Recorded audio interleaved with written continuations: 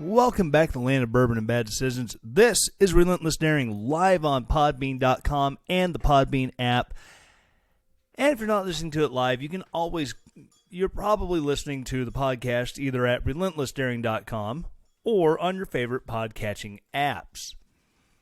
What's up, Kim? Glad to see you in the room. Sean, the one and only Sean M., a good buddy of mine from back in my Army days at Fort Hood, has entered the chat room. Glad to see you're listening. And Scuba Steve just dove in. So, before I really get into it, I'd just like to tell you about my recent adventures in the world of YouTube. So, those of you who don't know, YouTube is a great place for unscrupulous people to go and say that you are using their copyrighted material and put a copyright claim against you. I discovered this when 3 episodes that Podbean makes a video for and then automatically shares over on YouTube had copyright claims from an organization called Airbit. I have no issue using their name because they file copyright claims against me. They said that I used 14 seconds of a song that they held the copyright for as part of the intro. And I saw that and I just couldn't help but think, that's weird. All of my music is hand-picked from loops that are readily available for public consumption on the GarageBand app. I don't have the money to buy licensed music and use, so I built my own from stuff that is publicly available. And so I did what any good entrepreneur would do. I defended my work.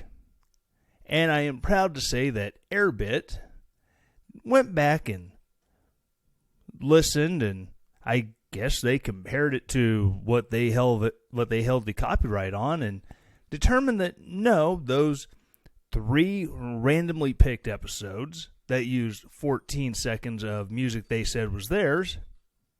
Was my feed cutting in?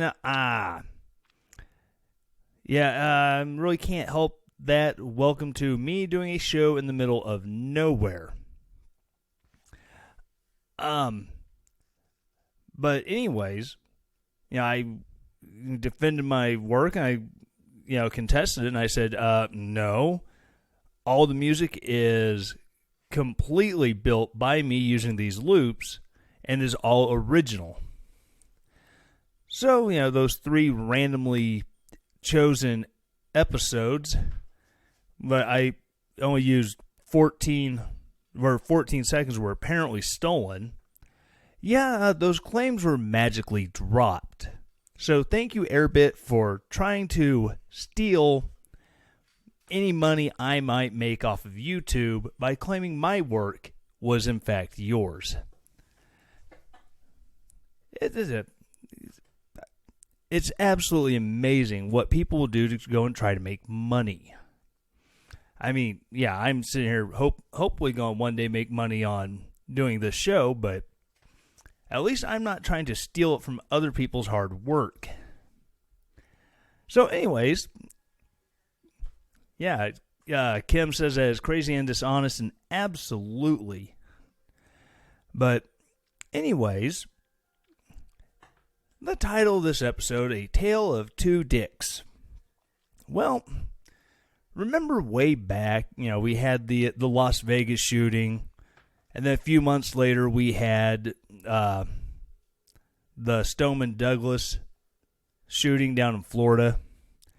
Well, in an act of support for gun control measures, Dick's Sporting Goods decided they were no longer going to sell certain types of guns. Okay, that's all well and good. And then they went to further double down. And at many stores across the country, they stopped selling guns altogether. Now, I know it's their business, and they can stand up and they can virtue signal, wave their little, oh, look at how good I am flag all they want. Well, it turns out they may be shooting themselves in the foot way worse than they expected. You see, because they stopped selling guns, in many states where they have instituted shutdowns of non-essential businesses,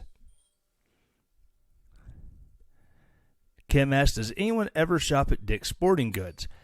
I don't, just because the closest one is an hour away, and I'm not driving an hour when I can just go get anything I need for sports at Walmart. So their states and their shutdowns of non-essential businesses,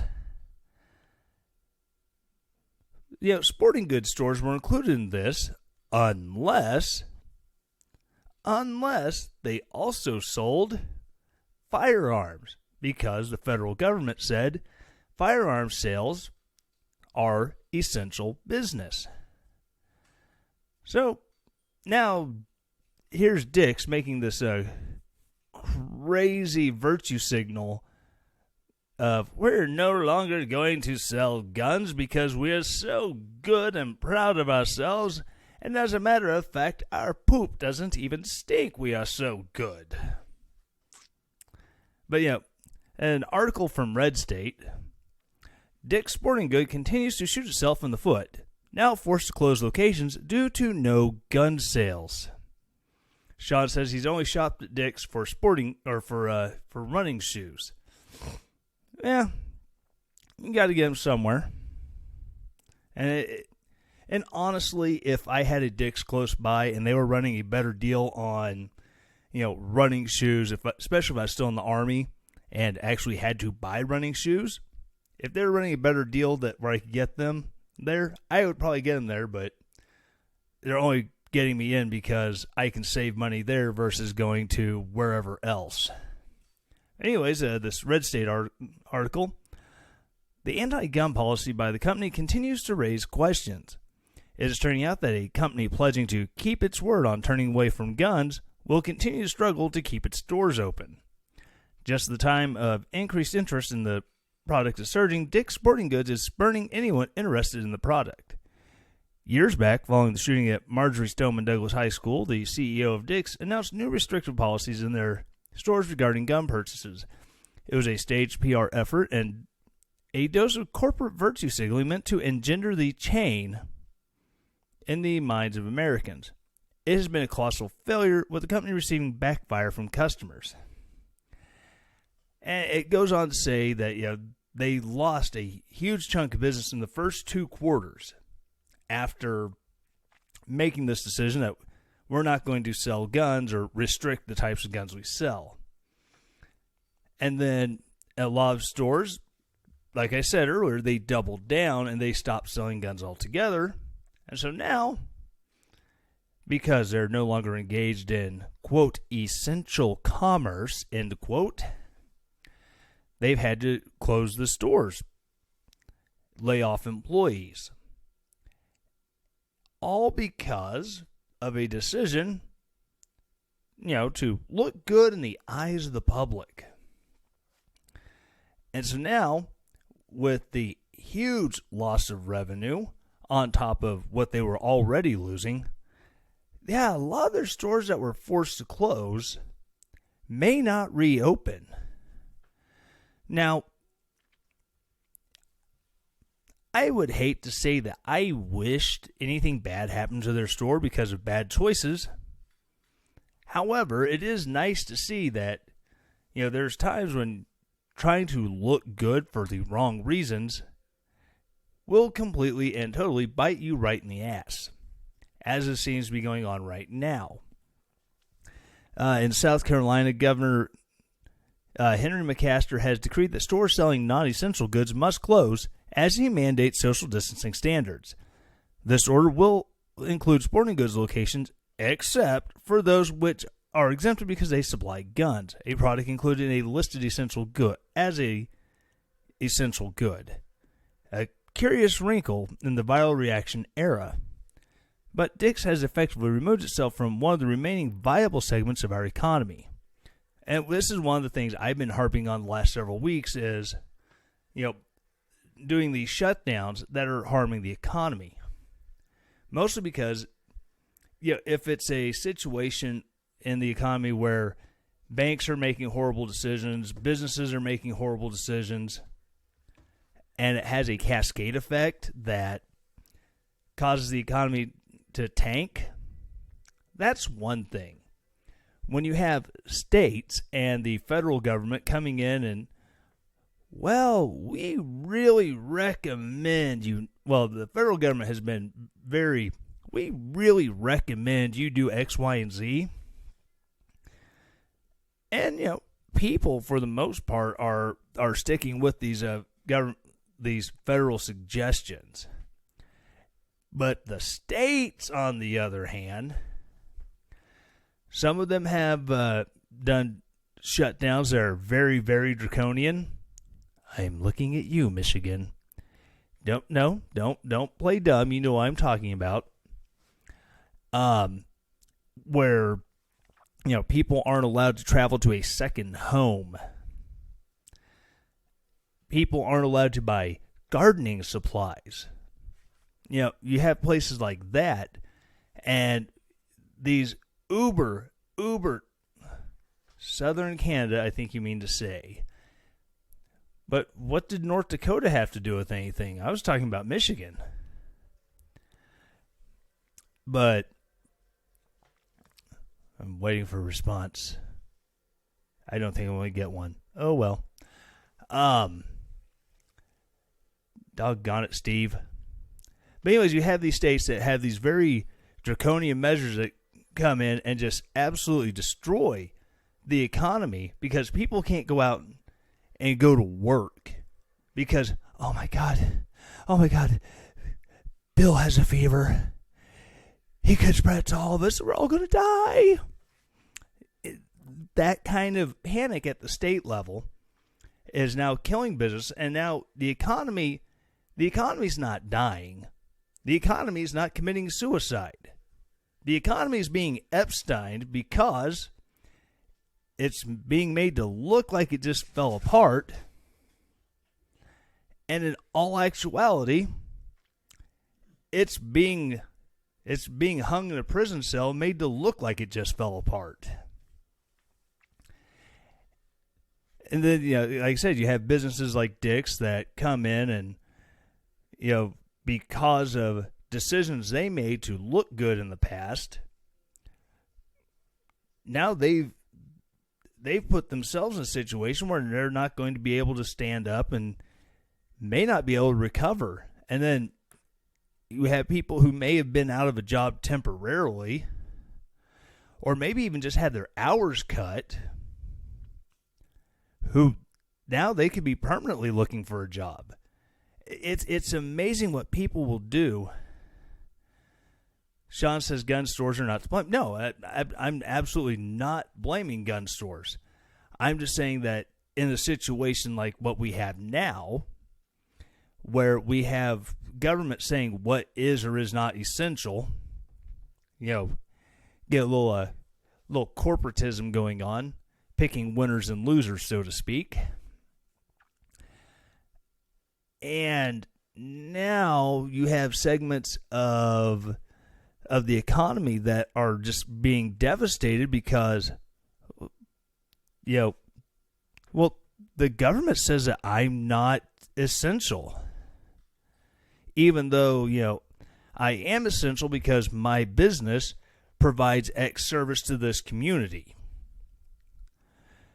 My employees are essential because they provide, these shots in the arm to the economy because of, they take their income from me and then they go and, it goes out into the economy. It goes to the local grocery store. It goes to, paying taxes. It goes back into, funding the city and the state. And it all just kind of, builds on itself.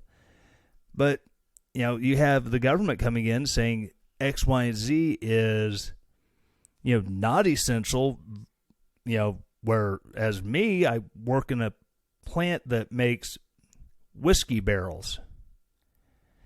And because we make wood and forest products, we are an essential business. And even more so because I'm the guy who brings the trailers around to get loaded, or, brings, material trailers to the docks to be unloaded. I'm an essential employee at said plant, so while they might cut hours in other places, I'm still there. A lot of the plant only worked 40 hours this week, 4 10-hour days, but I was still there, working a fifth 10-hour day because, again, there's trailers that still have to be moved around, loaded and unloaded. So, again, it's the effect of a government saying what is or is not essential. Kim says that Wisconsin's still on lockdown until May 26th.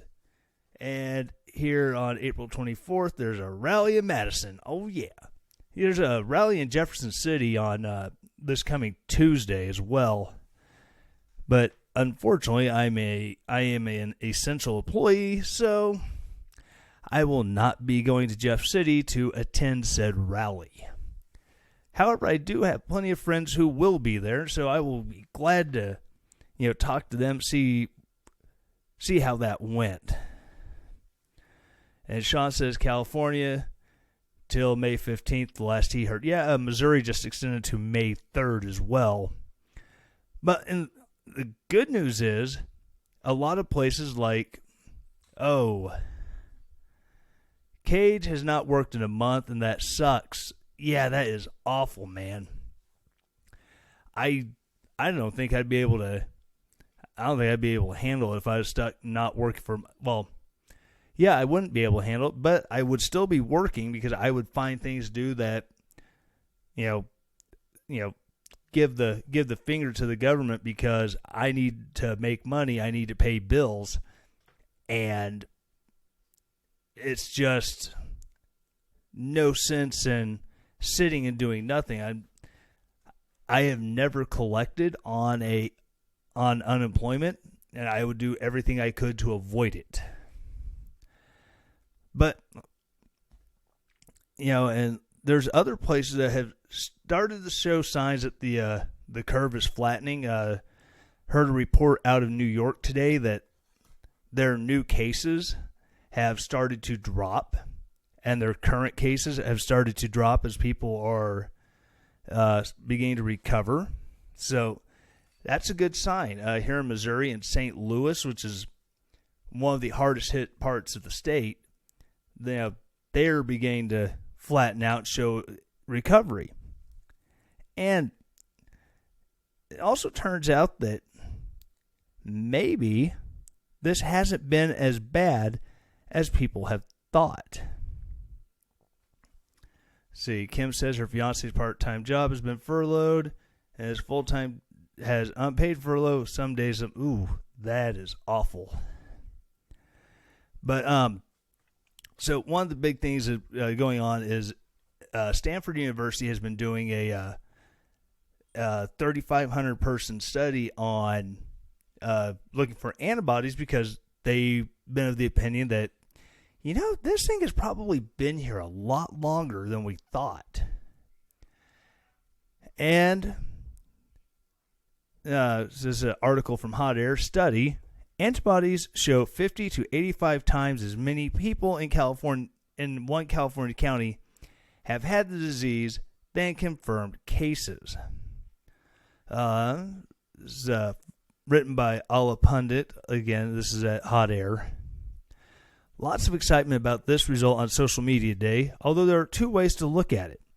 One is the optimistic way, which I've highlighted in the headline. If the number of Americans who've had COVID is 50 to 85 times the number of confirmed cases, then we're further along towards herd immunity than we thought. Suddenly, the Oxford model of the outbreak, which imagined many millions of undetected infections, is back in play. The pessimistic way to look at this is the fact that in Santa Clara County, A prevalence of 50 to 85 times the number of confirmed cases would mean that 3% or so of the population there has had the disease. That's right in line with experts' current estimates, including Scott Gottlieb's, that something like 1 to 5% of Americans have had the virus so far. Scientists who are encouraging lockdowns would expect a result like this. So, as more antibody studies are done, my guess is that we'll have the same reaction to many of them, if not all. Lots more people than we thought have had coronavirus. And it's actually written like that. We're still nowhere near the numbers we need across the population to meaningfully reduce transmission rates in near term via herd immunity.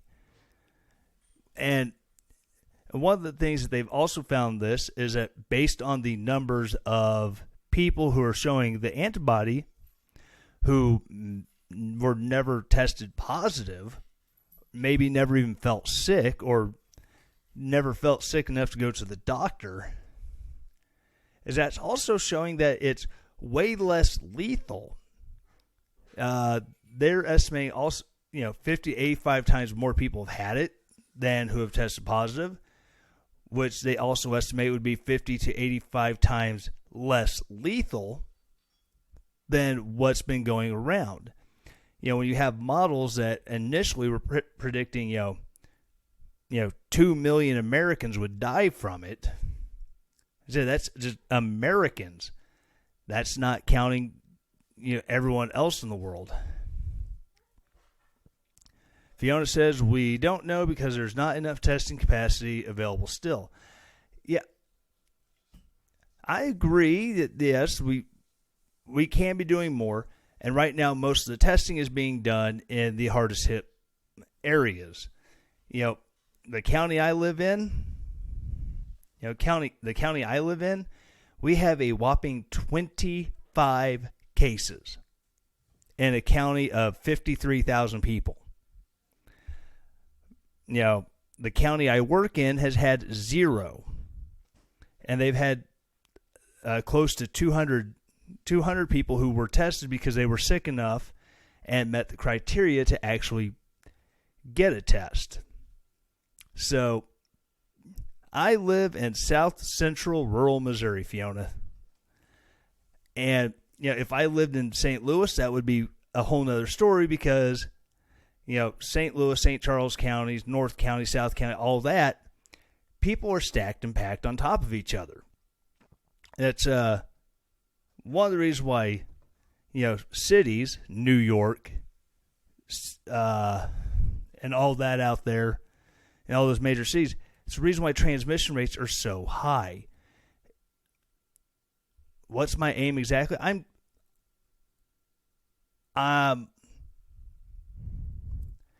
I really don't have an aim. I'm not trying to, denigrate anything. I'm just giving my take on it.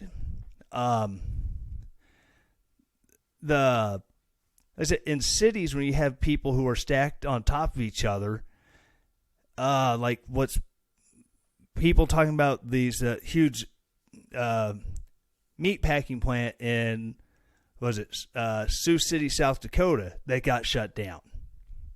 Well, there are hundreds of people. Well, within the plant itself was just a handful.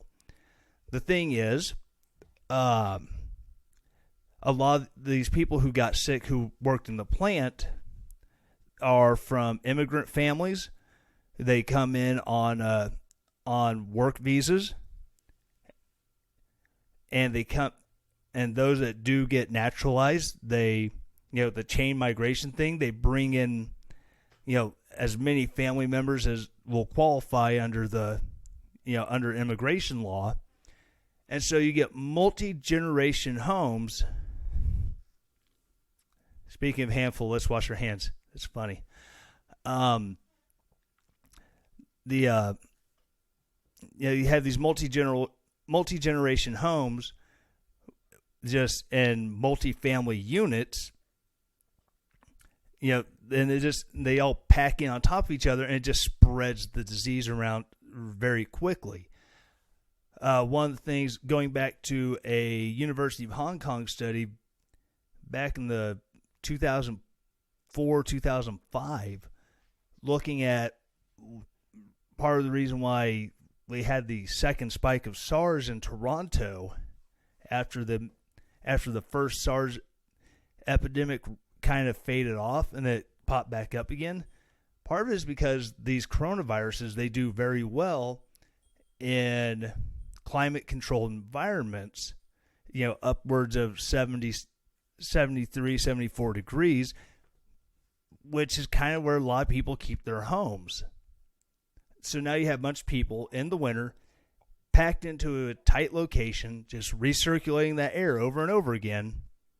It just allows it to spread. And so now, then you take entire cities where that's almost the norm, and it spreads really fast and really far. Whereas, people in the country like me, I think our community has known a couple of the people who've gotten sick from it, but it hasn't really been, oh my God, everyone around us is dying of this. And so one of the things I've been saying from the very beginning is use targeted shutdowns. In a large city, you want to minimize people being out and about and being in contact with each other. Whereas you don't necessarily need, that much control over people in rural environments. People were spread out here where, I know you tried to call in, but my computer has really jacked up audio, so I can record, but I can't hear anything. So if you did try to call in, everyone else would hear you. I wouldn't be able to tell anything you're saying. Not to mention, I don't have my, because of that, I don't have the audio routed into my mixer from the computer. So even then, I don't know how well it would go out to everyone else, especially on recording it for the podcast. So these are things I'm working on. As I've said lots and lots of times before, I am on less than a shoestring budget. It's more like a rotting piece of baling twine I found out in the hayfield. But so Sean says he will try to call next time. Maybe I'll give you my Skype information and I can put you through on the iPad. But all this stuff is going on, and we're starting to see places where the curve is flattening. Like I said, Andrew Cuomo came out and said that their numbers of new infections are starting to go down. Fiona doesn't need to know the electronics of it. Lives in rural Maine, knows where I'm coming from. Yeah, I love my country references too because that's my life, Sean. You know this. You've been to my house where it's nice and quiet. Yeah, I wish my calling capacity worked too, but again, I'm stuck with what I have. But but these numbers I said, were coming out of Stanford that more and more people may have had it than previously expected, and it goes towards herd immunity to where it's not going to spread as easily. I mean, that's great news in the thick of all of this. It's just absolutely great to hear that maybe we're not quite as bad off as we thought we were. I'm going to take, what do I do for work? I work at a plant that builds wine and whiskey barrels. That is how all of this here is funded, through 10 hours a day of shuffling trailers around at a plant. All right, I want to take a quick break, and then I will be right back.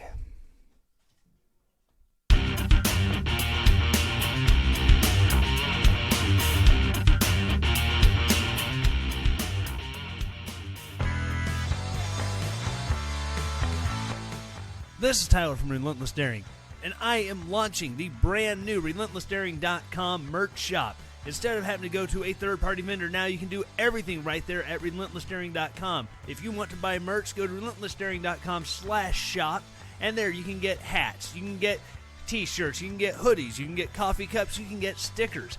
Go there today to show your love for the Relentless Daring podcast. And as always, stay relentless.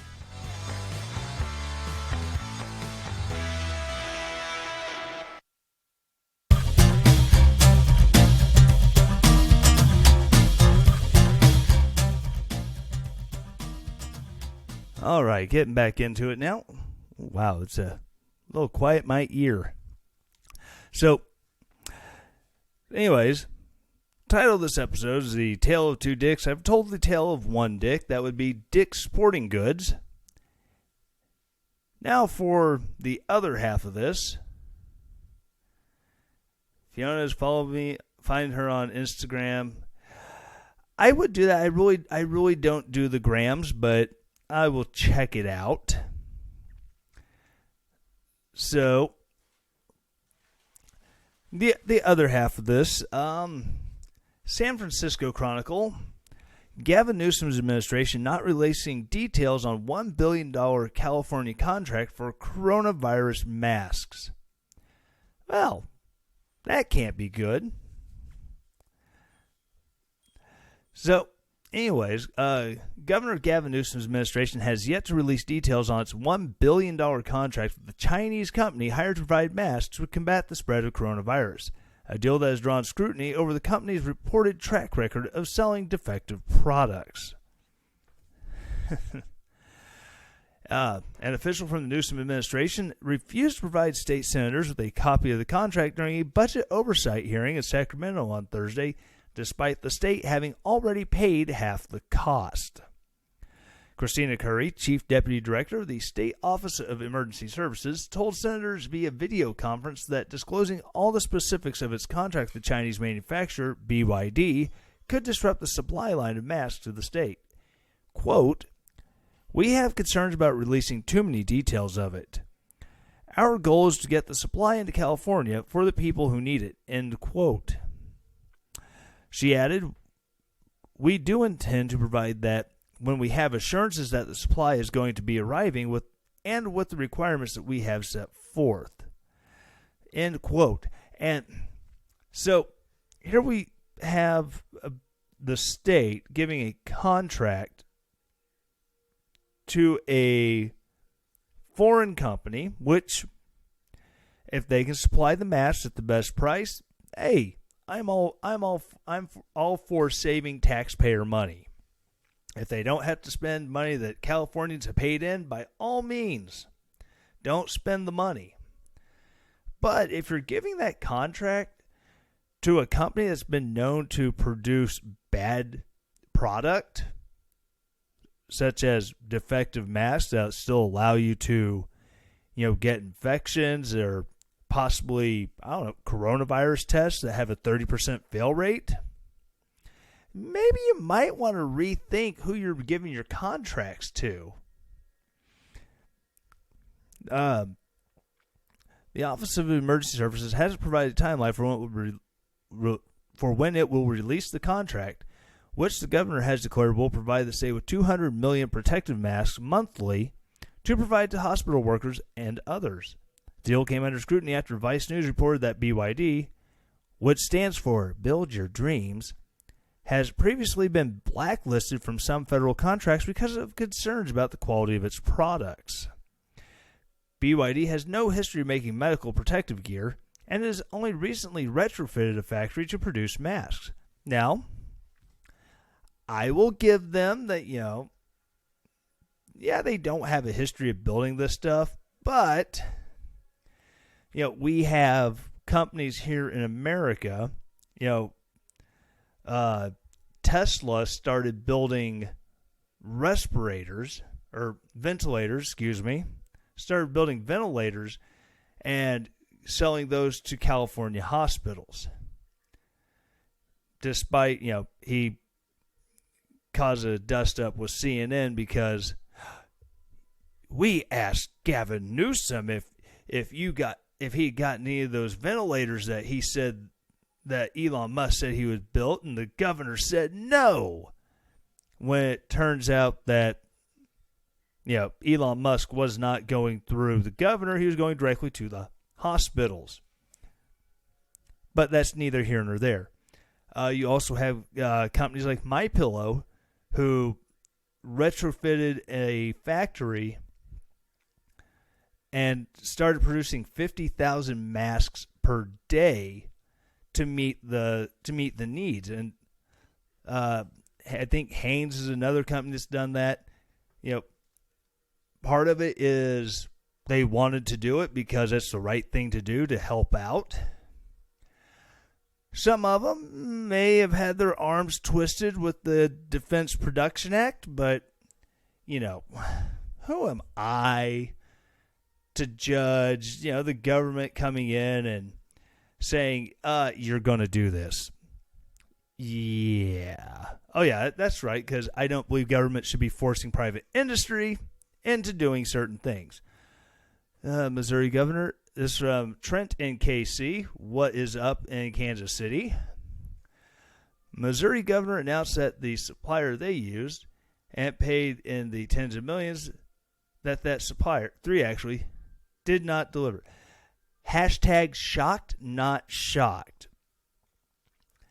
Yeah, again, if there's a lot of graph that seems to 2 of the suppliers did refund money, 1 won't. And again, Trenton KC says he is not shocked. I actually hadn't seen that one. Thanks for bringing that one up to me. But yeah, there's a lot of graft going on, and the good thing about some of the domestic suppliers that are doing this is that if they overextend on what they're able to do, it's easy for them to give money back if they got paid in advance. However, you start getting into foreign suppliers, especially in unscrupulous communist countries that have no problem lying to Americans. Well, then you're probably not going to get your money back because, stupid Americans gave us money. Ha, ha, ha, ha, ha, ha. Kansas better than the Missouri side by far. Yeah, I have seen that. Trent says Kansas City's doing okay. Kansas better than Missouri side. Yeah, I've seen that. Of course, I've been around on the on that side of Kansas City, Olathe and all that.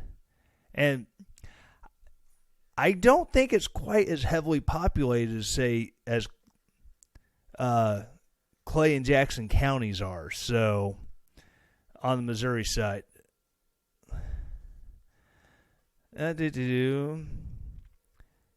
All right, yeah, I'll check your stuff out. Thanks for coming in and checking it out, Trent. Good to hear from a fellow, within the region of Missouri, if not in fact on this side of the state line. But yeah, it's just crazy that wait, what do you mean a Chinese company would lie to us? And it's even crazier that,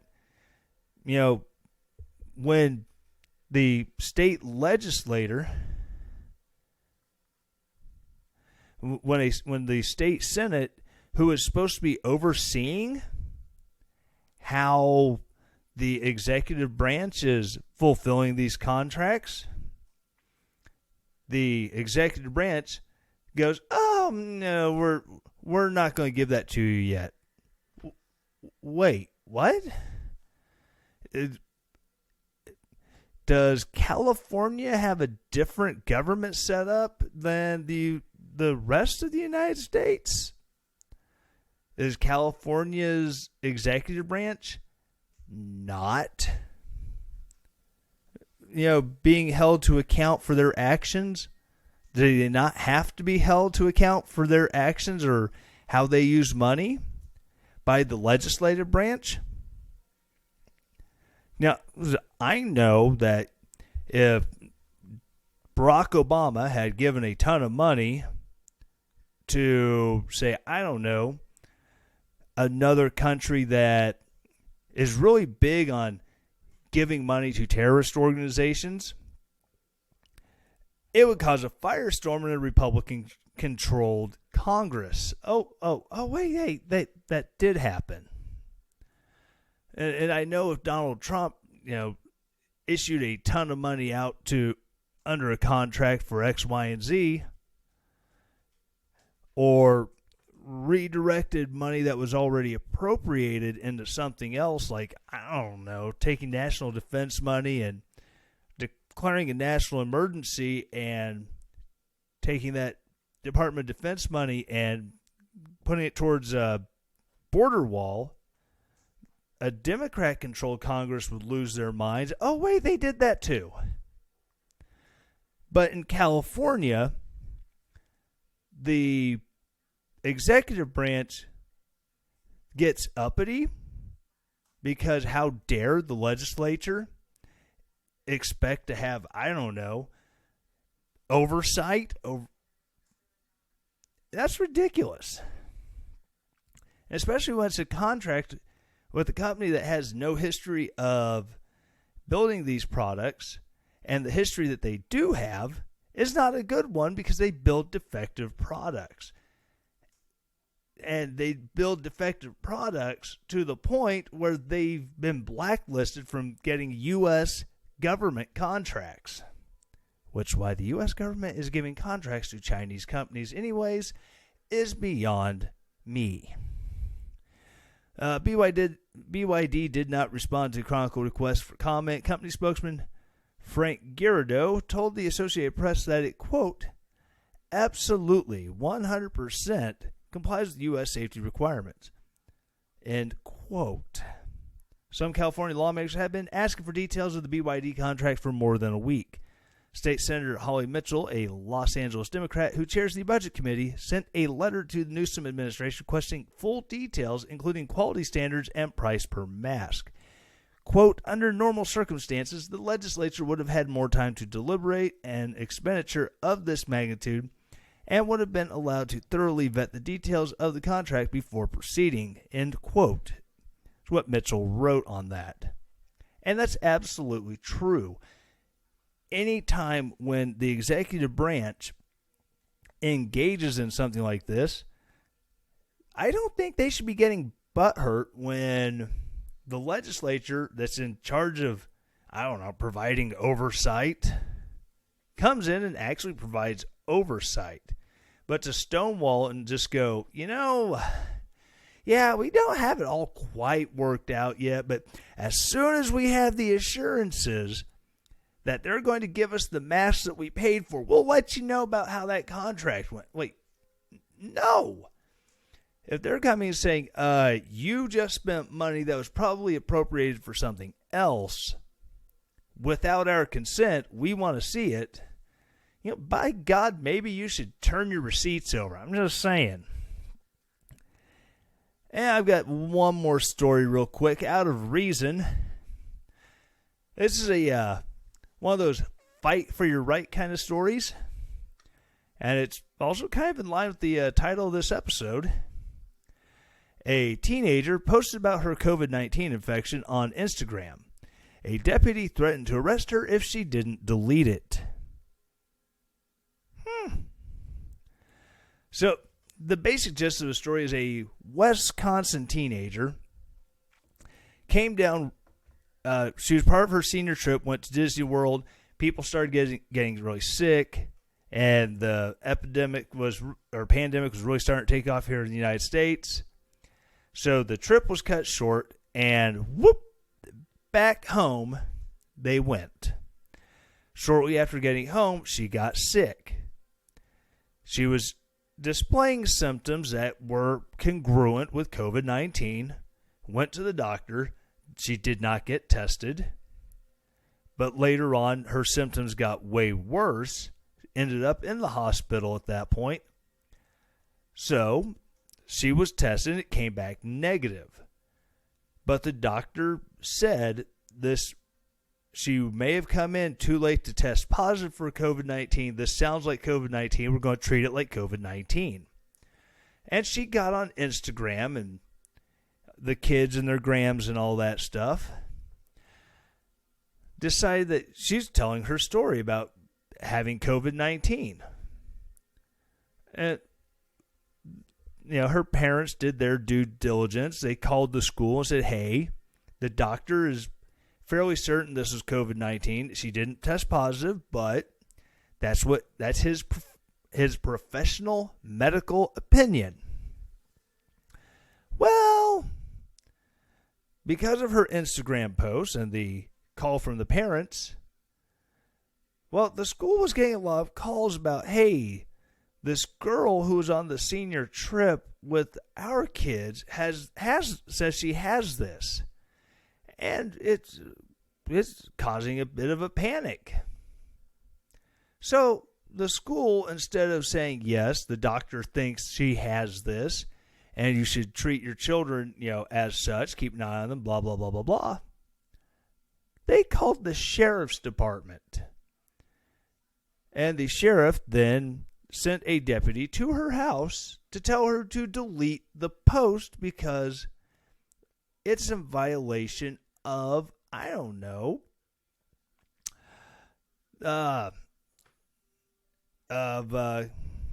disorderly conduct laws. Kim says, boy, nothing like hearing about your state when they do something stupid. Yeah, I know. I live in Missouri. Anytime I hear a story that starts out with a man high on meth, I automatically presume it's probably Missouri they're going to be talking about. But yeah, that's kind of how it goes when your state. Well, there's a reason they made a show called Ozark that takes place about 45 minutes from where I live. So there's that. So now she had a sheriff's deputy show up and tell her to delete the post, and so she did. Because who wants to be arrested for disorderly conduct? And they immediately went to a First Amendment law firm. I have to kind of scroll through here to find the group. The Wisconsin Institute for Law and Liberty, and the Institute sent a letter to the sheriff saying that, hey, you violate her First Amendment rights to tell her story, and by telling her to, if she doesn't remove these posts, she'll be arrested. We would like an apology. That's all they were asking for. Demand both an apology and the promise that there would be no further threats of criminal charges against the family for the girl's post. Well, that's when the sheriff came out and dropped this is like yelling fire in a movie theater.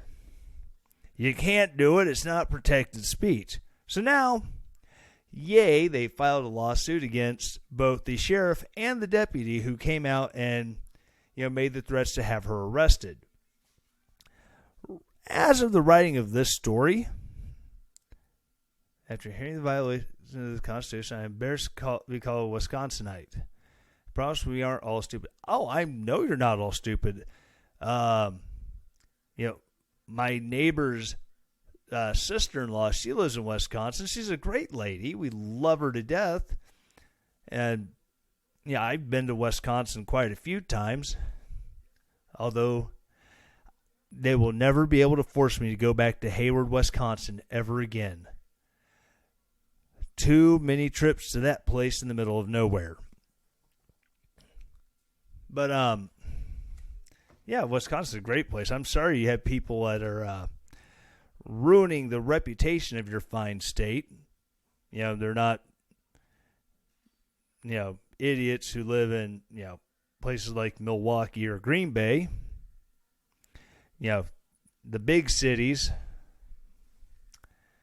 But yeah, so as of the writing of this story, nothing has really happened. The suits have been filed. Neither the sheriff nor the deputy have issued a formal apology. So that was going to have to wait and see how that one plays out. So, again, thank you all for tuning in and checking out the show tonight. It's been great having you along. So I've been doing this for a little over a year now.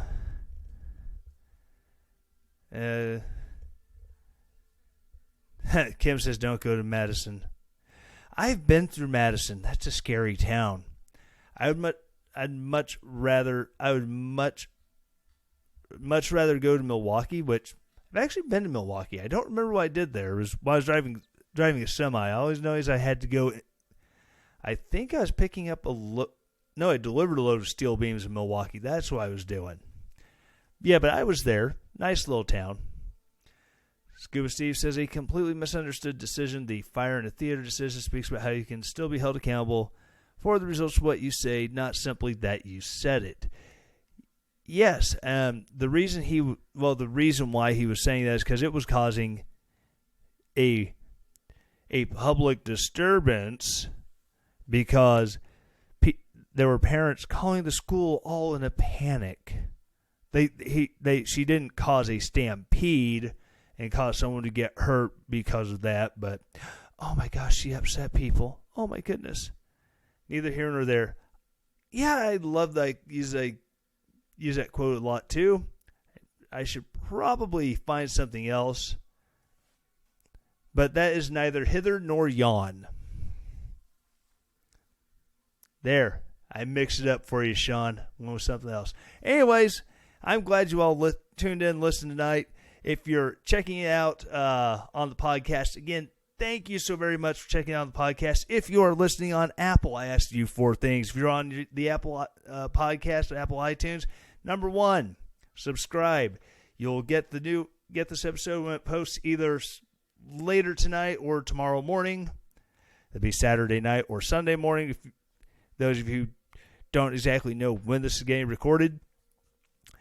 Number 2, give me that 5-star rating. The more those 5-star ratings it gets, the more it makes it available to be seen to other people. Number 3, leave a review. Leave a nice review. I mean, if you don't like it, just kind of embellish a little bit. Say, yeah, he's pretty good. We like listening to him. Leave a review. Then what pops up with those 5-star ratings, people read the reviews and go, oh, I might like this too. These people seem to really enjoy him.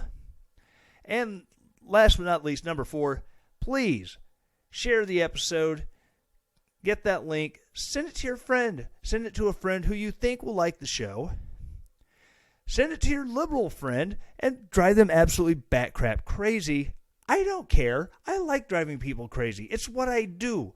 Because hate and discontent is one of those 2 of those things that I love to share with everybody. Probably not the best thing to say.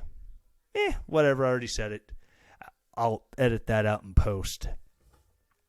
But anyways, again, thank you all for tuning in and listening every week. Always be sure to go to www.relentlessdaring.com. You can stream episodes there if you want to get caught up. You can buy merch there. I know in the commercial it says that there's hats available.